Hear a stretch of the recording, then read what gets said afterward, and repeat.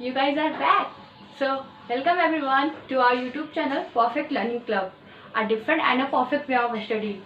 A very big thank you to all of you for making us on a platform of 1K family. So, keep growing and stay connected with Perfect Learning Club.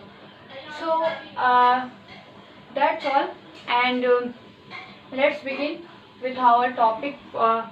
As you all know, I am Sanu Singh as your chemistry teacher of class 9th, and here I am going to start molecule, the most important topic of chapter atom and molecule.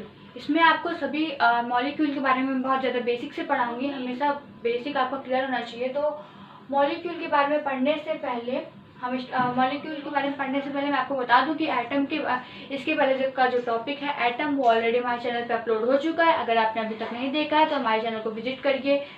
जल्दी से search bar पे जाइए और type करिए perfect learning club chemistry class 9, तो आपको वहाँ पे सारे लेक्चर्स मिल जाएंगे और भी चैप्टर्स के जो लेक्चर्स हैं आपको प्रोवाइड किए जाएंगे. सो अब स्टार्ट करते हैं. हमारा टॉपिक जो है, हमारा टॉपिक क्या है? मॉलिक्यूल. मॉलिक्यूल क्या है? A general group of two or more atoms that are chemically bonded. यानी कि मॉलिक्यूल क्या है? A general group of two or more atom. Group of two or more atom.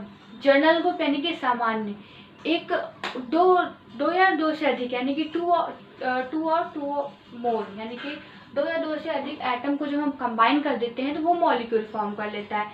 जैसा कि हम जानते हैं कि एटम क्या है हमारा, एटम वो फ्री एग्जिस्टेंस नहीं कर पाता है. पिछले लेक्चर में हमने क्या पढ़ा कि एटम जो हमारा फ्री एग्जिस्टेंस नहीं कर पाता है, वो ऐसे स्टेबल नहीं हो पाता है. तो उसको स्टेबल करने के लिए, जैसा कि हम जानते हैं सभी चीज़ें एटम से बनी है, तो वो स्टेबल हुआ होगा यानी कि कुछ बड़ा फॉर्म किया है. बड़ा क्या फॉर्म किया? मॉलिक्यूल. जब हम दो एटम को कंबाइन कर देते हैं तो वो मॉलिक्यूल बन जाता है. सिंपल सी बात है.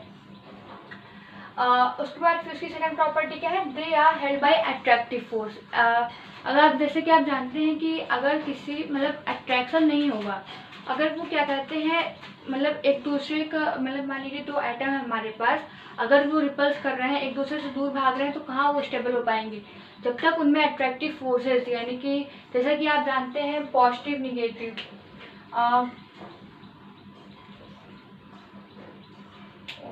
That's a problem. ओके, जैसे कि आप जानते हैं जो पॉजिटिव चार्ज होता है, जो पॉजिटिव से पॉजिटिव चार्ज होता है वो अट्रैक्ट करता है and negative to negative charge repels करता है. जैसे कि आप देखें यहाँ पे पॉजिटिव टू पॉजिटिव चार्ज आपको रिपल्स करेगा and negative to negative charge attract करेगा. ओके, अब दे एग्जिस्ट इंडिपेंडेंटली, यानी कि वो इंडिपेंडेंटली एग्जिस्ट करते हैं. इंडिपेंडेंटली एग्जिस्ट करने का क्या मतलब है? यानी कि जब वो थोड़ा सा सेफ फॉर्म कर लेंगे, जैसे एटम है वो इतना छोटा होता है कि वो एग्जिस्ट नहीं कर पाता है, लेकिन जब वो सेफ फॉर्म कर लेगा वो इंडिपेंडेंटली एग्जिस्ट हो जाएगा.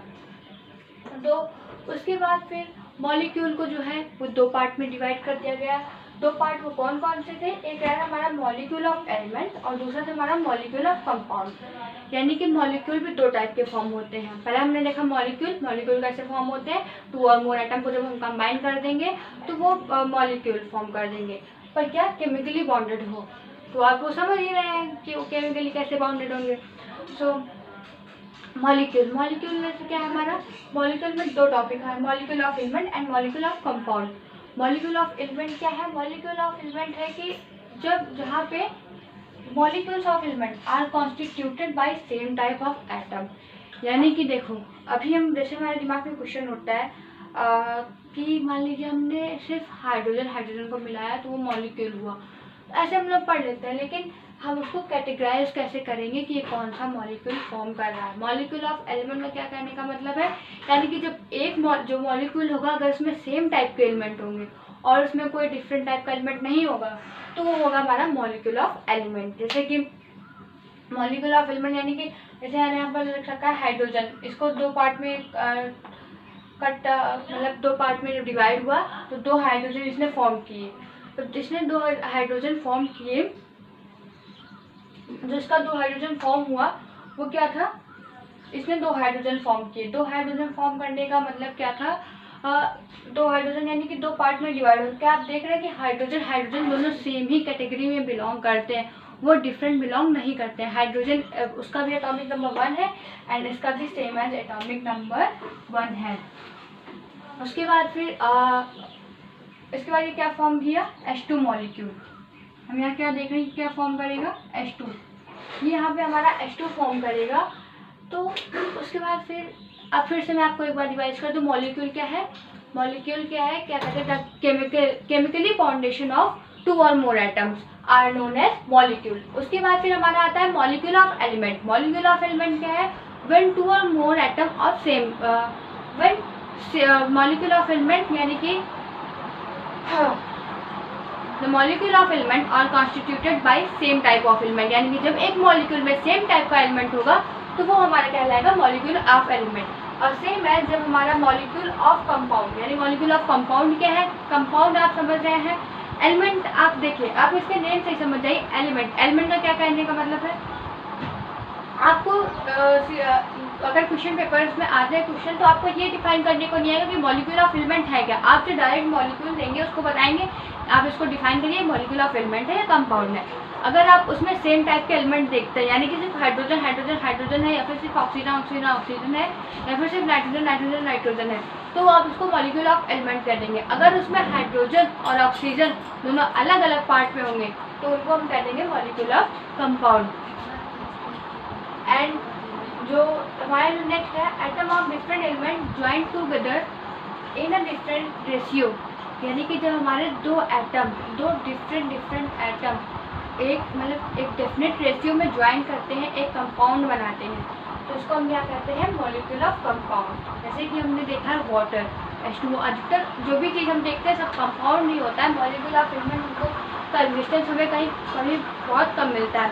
आप ऐसा कर सकते हैं कि दो मॉलिक्यूल मतलब दो मॉलिक्यूल ऑफ एलिमेंट को कंबाइन करके हम क्या बना सकते हैं, मॉलिक्यूल ऑफ कंपाउंड।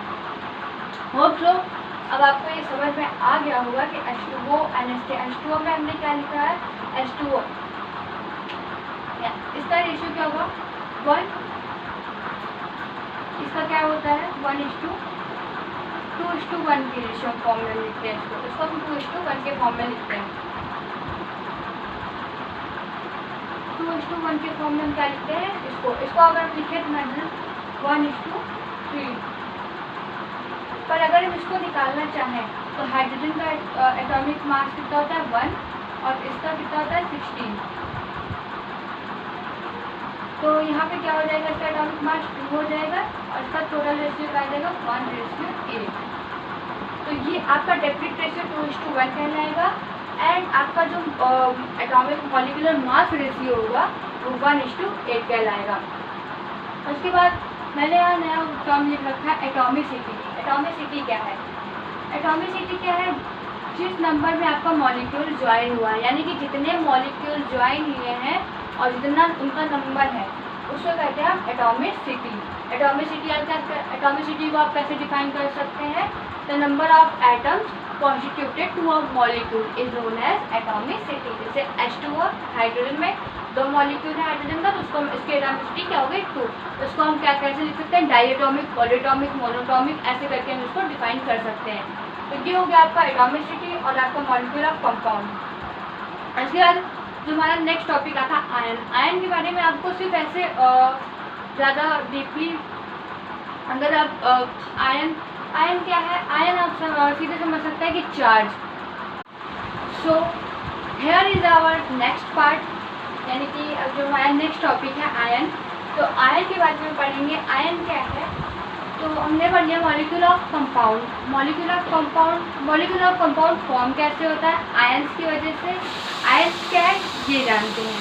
आयंस क्या है, ions are positively negatively charge atom, यानी कि जो एटम्स होते हैं उनके ऊपर जो पॉजिटिव और निगेटिव चार्ज होता है उसी को हम आयन कहते हैं। सिंपल वे में अब हम यहाँ क्या कर सकते हैं, पॉजिटिवली चार्ज एटम। हमारे पास यहाँ पर क्या लिखा है, पॉजिटिवली निगेटिव चार्ज, यानी कि अब कौन से एटम पॉजिटिव होंगे कौन से निगेटिव होंगे ये जानते हैं। कोई भी एटम आप अगर आयन को डिफाइन करना चाहेंगे तो सीधे कह सकते हैं कि ions are positively negatively charge atom. उसके बाद जब आपसे पूछेगा कि पॉजिटिवली निगेटिवली चार्ज क्या है तो आप क्या कहेंगे, पॉजिटिवली चार्ज, यानी कि जो एटम पॉजिटिवली चार्ज होते हैं, जिनके ऊपर पॉजिटिव चार्ज होता है उनको हम केटायन कहते हैं, और जिनके ऊपर नेगेटिव चार्ज होता है उनको हम एनायन कहते हैं। तो केटायन क्या है, इसके ऊपर पॉजिटिव चार्ज होगा। पॉजिटिव चार्ज कहने का क्या मतलब है, अब पॉजिटिव चार्ज को फॉर्म कैसे करेंगे, पॉजिटिव चार्ज को कैसे फॉर्म करेंगे, cation positively charge atom form by loss of electron, यानी कि जब अपना इलेक्ट्रॉन किसी को डोनेट कर देंगे तब तो वो क्या फॉर्म कर लेंगे, पॉजिटिवली चार्ज। जैसे अगर हम इसको समझना चाहें, अब हम समझें कि मान लो उन्होंने अपना इलेक्ट्रॉन दिया तो उनके ऊपर पॉजिटिव चार्ज कैसे आया, उनके ऊपर तो नेगेटिव चार्ज होना चाहिए था क्योंकि उन्होंने अपना एक एटम निकाल लिया, पर नहीं, यहाँ पे क्या होता है कि जो इलेक्ट्रॉन अपना डोनेट करता है उसके ऊपर आता है पॉजिटिव चार्ज। तो पॉजिटिव चार्ज का कॉन्सेप्ट समझने की कोशिश करते हैं।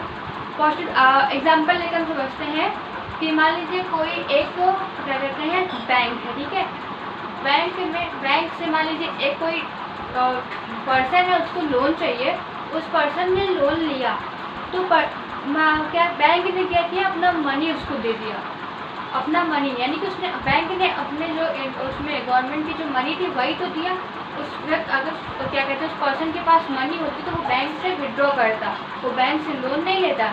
जब उसने लोन लिया तो उसके ऊपर क्या कहते हैं कुछ चार्ज आ गया, यानी कि उसके ऊपर डेप्ट हो गया, वो कर्जदार हो गया, अब उसको लोन पे करना पड़ेगा। तो सेम है, जैसे कि अगर तो वो क्या होगा, उसके ऊपर एक डेप्ट आ गया, यानी कि वो ढक गया। तो यही समझते, इसी वे से आप समझते हैं कि अब लोन वालों को क्या मिलेगा, ज़्यादा मनी मिलेगी, वो स्टेबल हो जाएंगे। तो वहीं पर हम यहाँ पे केटायन और एनायन के केस में समझते हैं, अगर हम इलेक्ट्रॉन को गेन करते हैं तो हमारे ऊपर नेगेटिव चार्ज आता है, अगर हम इलेक्ट्रॉन को लॉस करते हैं तो हमारे ऊपर पॉजिटिव चार्ज आता है। अगर हम इलेक्ट्रॉन को लॉस करते हैं तो हमारे पास पॉजिटिव चार्ज आता है, गेन करते हैं तो नेगेटिव। तो केटायन यानी कि जब हम इलेक्ट्रॉन को लॉस कर रहे हो तो हमारे उसको कहेंगे केटायन। जैसे कि यहाँ पर मैंने एग्जांपल रखा है Mg2+। अब मैंने यहाँ पर लिखा है Mg2+, Mg यानी कि सोडियम इज Na, मैग्नीशियम के ऊपर कितना मजेदार, देखिए इसका राइटिंग का वे देखिए। अभी पहले मैं आपको बता दूँ, जैसा कि सामने आपको टेबल दिख रही है, यहाँ पे क्या लिखा हुआ है, hydrogen, helium, lithium, beryllium, boron, carbon, nitrogen, oxygen, fluorine, neon, सबका एटॉमिक मास दिया हुआ है 1 2 3 4 5 6 7 8। तो क्या कहते हैं, सबका एटॉमिक मास दिया हुआ है 1, हाइड्रोजन का 1। अब इसका क्या करेंगे हम, अगर मतलब इसका FPDF यानी कि इसको अगर इसको हम KLMN सेल में डिवाइड करना चाहेंगे, ये आपको आगे चैप्टर में मिलेगा, अभी आपको बस ऐसे नॉर्मली जानना है। अगर आप हाइड्रोजन को लिखना चाहें तो हाइड्रोजन को हम क्या लिख सकते हैं, हाइड्रोजन को लिखेंगे 1, इसका एटॉमिक नंबर 1, हीलियम का 2, उसको लिखेंगे 2, बेरिलियम का 3, यानी कि 2,1। अब ये सब आपको आगे समझना होगा, वो आपको आगे पता चलेगा कैसे क्या होगा, पर अभी आप आयन के केस में जाएंगे कि आपको लिखेंगे कैसे ये इसका पूरा मैं एक लेक्चर आपके लिए लेके आऊँगी, पर नेक्स्ट चैप्टर का टॉपिक है, पहले हम वहाँ समझेंगे तो वहाँ जानेंगे। यहाँ पे क्या है Mg2+, यानी कि ये सोडियम है हमारा और ये 2+ चार्ज है, ठीक है। यहाँ पे जो सोडियम का चार्ज जितना होगा पॉजिटिव या निगेटिव ऐसे लिखेंगे। अगर हम Mg+2 लिख दें तो ये इनफाइनाइट वे हो जाएगा आपका राइट करने का। इस तरह से आप अगर राइट करेंगे तो आपका ये रॉन्ग होगा। आपके पास 2 चार्ज है, कौन सा चार्ज है, पॉजिटिव, आप इस फॉर्म में लिखेंगे। अभी जैसे मान लीजिए आपने यहाँ पर देखा किसके लॉस के उसमें, यहाँ पर मान लीजिए आप ऑक्सीजन का लेते हैं एग्जाम्पल, ऑक्सीजन का अगर आप करते हैं डिवाइड करते हैं तो क्या होगा 2,6। अब इसको अपना ऑक्टेट कंप्लीट करने के लिए 8, ये आपको अभी कम समझ में आएगा, नेक्स्ट चैप्टर में आपको ये अच्छे समझ में आ जाएगा। तो यहाँ पे इसके पास 2 नेगेटिव चार्ज होते हैं, यहाँ पे इसके पास 2 नेगेटिव चार्ज होते हैं, तो यहाँ पे क्या O2-, ऐसे हम इसको राइट करते हैं। तो अब अगर आपको पता करना हो कि इसमें से एनायन केटायन क्या है, केटायन कौन सा हो गया, सिंपल सी बात है जिसके ऊपर पॉजिटिव चार्ज है, वो हमारा केटायन हो गया, जिसके ऊपर नेगेटिव चार्ज है वो हमारा एनायन हो गया। तो अब याद रखिएगा, अगर दो कंपाउंड फॉर्म हो रहा है तो उसमें अगर एक पूरा कंपाउंड बन रहा है तो वो कैसे फॉर्म होगा, जब उसमें दो यानी कि दो अट्रैक्टिव फोर्सेस काम करेंगे। यहाँ पे देखिए आप अट्रैक्टिव फोर्सेस कॉन्सेप्ट समझ लीजिए। अट्रैक्टिव फोर्स कैसे, यहाँ पे एक पॉजिटिव है, सोडियम पॉजिटिव है और क्लोरीन हमारा नेगेटिव है। आप समझ सकते हैं। अब जैसे कि मैंने आपको बताया था, जो प्लस प्लस चार्ज होते हैं वो रिपल्स करते हैं, लेकिन यहाँ पे क्या है, एक प्लस है और दूसरा माइनस, यानी कि यहाँ पे रिपल्सन नहीं होगा, यहाँ पे अट्रैक्शन होगा। ये दोनों एक दूसरे को काफ़ी क्या कहते हैं, हेवली मतलब बॉन्ड, इसका बॉन्ड काफ़ी क्या कहते हैं, टाइट होगा। इससे फॉर्म कर लेते हैं NaCl। अब यहाँ पे हम समझते हैं हाइड्रोजन। हाइड्रोजन का हमारे ऊपर 2 पॉजिटिव चार्ज लिख रखा है, लेकिन यहाँ पे हमने क्या देखा है कि यहाँ पर सिर्फ 1 ही है। अब ये ऑक्सीजन के साथ अपना बॉन्ड बना रहा है, तो ये ऑक्सीजन के पास 2। देखो अगर अब मान लीजिए आप यहाँ समझो कि सोडियम को हम क्या लिख सकते हैं, 2, 8 and 1। इसके पास एक पॉजिटिव चार्ज होता है, यानी कि एक पॉजिटिव चार्ज, इसलिए हमने प्लस लिख रखा है।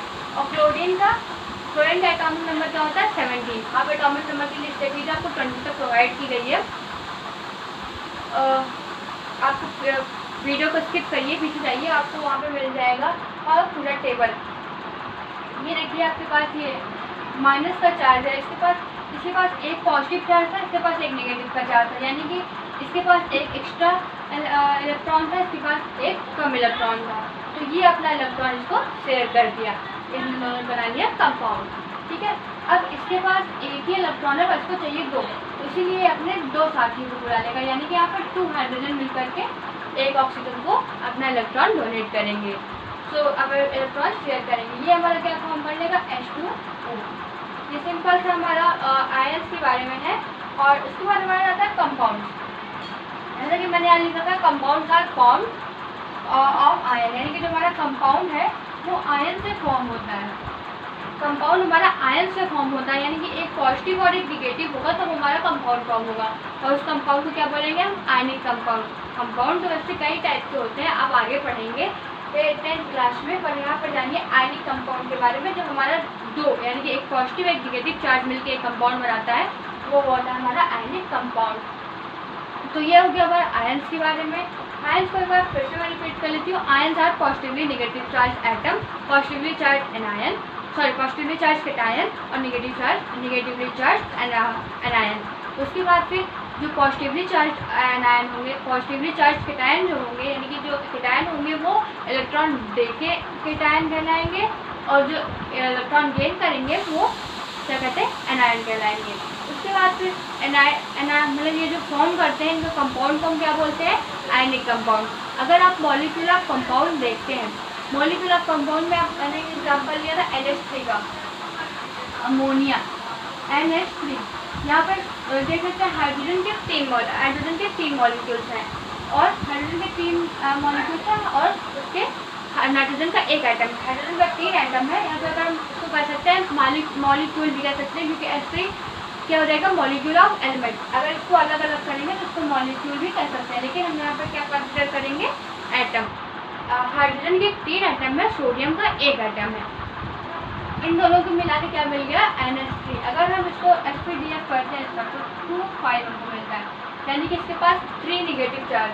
सोडियम के पास कितना होता है, 3 नेगेटिव चार्ज। सोडियम के पास 3 नेगेटिव चार्ज होता है। 3 नेगेटिव चार्ज कहने का क्या मतलब है, हाइड्रोजन के पास तो 1 ही होता है, तो ये अपने 3 साथियों को बुला लेगा, यानी कि 3 मॉलिक्यूल कंपाउंड बना लेंगे। सो ये हो गया आपका क्या कहते हैं, आयन के बारे में। तो आप अगर SPDF देखना चाहते हैं तो अपने हमारे चैनल के साथ जुड़े रहिए, परफेक्ट लर्निंग क्लब के साथ। उसके बाद आपके सारे आपको SPDF का हर एक नोट्स प्रोवाइड किया जाएगा, सब चीज़ें। तो आप समझ जाएंगे एनायन क्या होता है, केटायन क्या होता है। अभी मैंने आपको सिर्फ अंडरस्टैंड के लिए बता दिया, इतना आप इस पर प्रेशराइज मत करिएगा, सिर्फ आप आयंस के बारे में जानते रहिए। उसके बाद अभी इसके जो नेक्स्ट लेक्चर में मैं आपको बताऊंगी राइटिंग केमिकल फार्मूला, यानी कि ये केमिकल फार्मूला आपको लिखना बताऊंगी। तो उसमें ये टॉपिक, यानी कि उसके पहले ही मैं ये टॉपिक आपको पूरा क्लियर कर दूँगी कि आपको इसको कैसे डिवाइड करते हैं, कैसे लिखते हैं। So that's all for today. Stay connected with perfect learning club and thank you for watching. Bye bye, take care, stay home, stay safe.